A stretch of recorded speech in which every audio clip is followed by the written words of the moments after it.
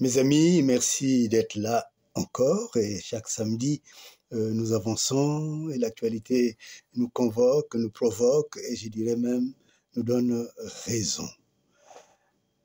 Nous avons retrouvé l'équipe de ceux qui veulent connaître un peu plus la réalité congolaise.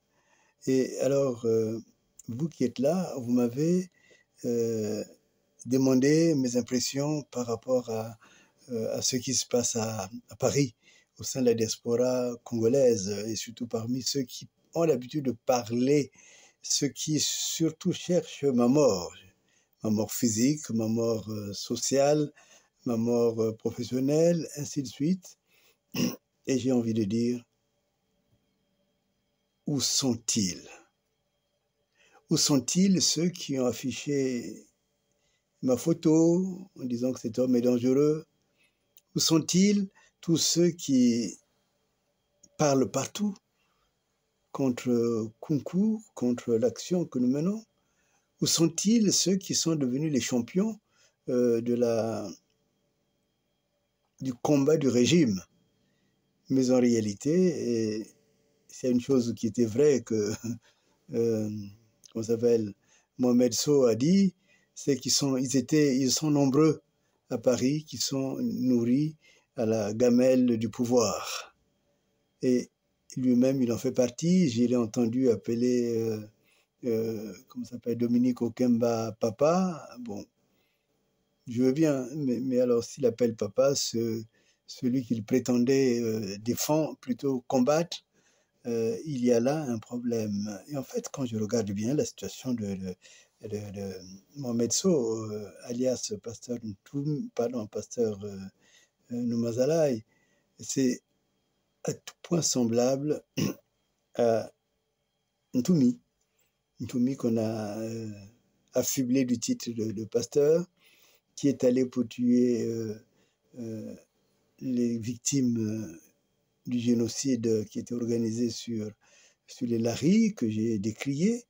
Et si vous regardez bien, pour dire la vérité, Numazalaï n'a jamais été pasteur. Mais on l'a affublé du titre de pasteur. Numazalaï a un sobriquet, c'est Numazalaï. Mais en réalité, il s'appelle Ahmed Sow, c'est comme Ntoumi également.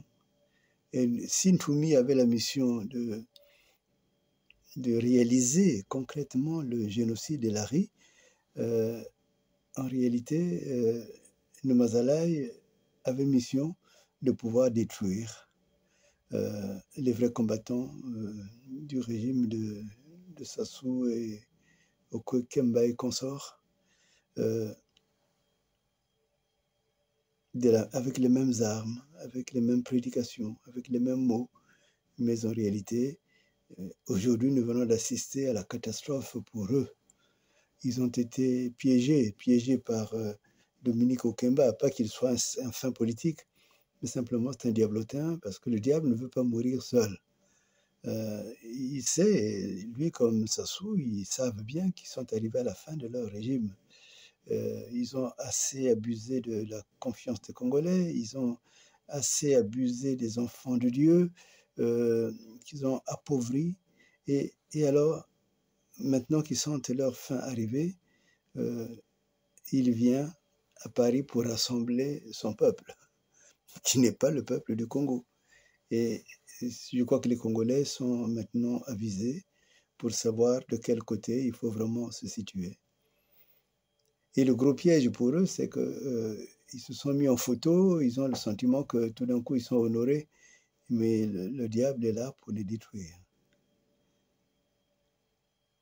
Quand on dit et on chantait que Nzambala Lakate, et c'est vrai, Dieu ne dort pas.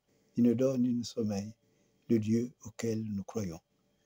Il y a quelques jours, j'étais stigmatisé, j'ai vu des photos affichées de moi, même pas une semaine, Dieu a parlé, et les voilà maintenant, comme les soldats de l'Égypte, emportés par les flots de la mer, emportés par les flots de leur cupidité en argent. Et il en reste encore qui vont tomber. Ils vont tomber jusqu'à ce que tout ce régime tombe de manière catastrophique. Il y en a qui commencent à se justifier sur les réseaux sociaux, mais c'est trop tard. C'est trop tard parce qu'ils sont arrivés à leur fin, à la fin de leur carrière d'espions. Ceux qui ont les vrais escrocs, c'est eux. Donc, nous sommes dans cette situation qui doit nous rendre plus vigilants. Comprendre que eux, ils se sont amusés, ils ont eu l'argent, et aujourd'hui, vous les connaissez tous. Vous les connaissez tous, sans exception. Nous sommes là. Nous continuons la marche, jour et nuit, avec le peu de moyens que notre travail nous donne. Parfois, en se partageant 50 €, 40 €, 100 €, ainsi de suite. Et c'est comme ça qu'est la vraie lutte. Eux, ils ont gagné gros, ils ont construit tout, mais tout cela, ils vont les perdre. Donc, j'en appelle encore à celles et ceux qui veulent vraiment libérer le Congo, de rejoindre UDDA Renouveau, de pouvoir mettre en place, avec notre équipe, des amicales, parce que le temps n'est plus à la plaisanterie. Eux, ils ont plaisanté. Maintenant, le temps est vraiment aux hommes et aux femmes animés de bonne volonté, qui veulent ce Congo et qui veulent la libération de l'homme et la femme du Congo. Le temps est arrivé. Ce n'est pas demain, ce n'est pas après-demain, c'est maintenant, now.